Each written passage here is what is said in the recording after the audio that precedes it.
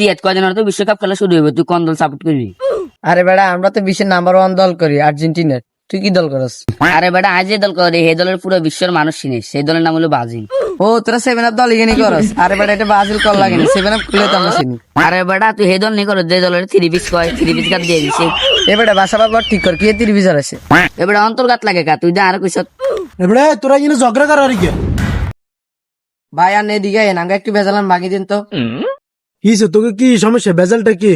ভাই আয় ব্রাজিল করি, এটা আর্জেন্টিনা করে, এটা আর 7 আপ কইছে, এটা 3 পিস কইছি। ও না নেই বেদলটা ভাঙি দিন।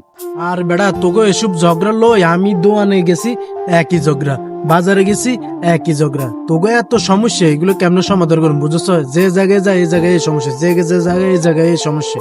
এত ঝগড়া কিসে? হয়তো একটা মন থেকে মানুষ আর মেসিরও ভালোবাসে, নেইমারেরও ভালোবাসে। তো সহজ এনে ঝগড়া করা যাবে না, খেলা দেখতে হবে, দুই পক্ষের খেলা সুন্দরভাবে দেখতে হবে, এটাই।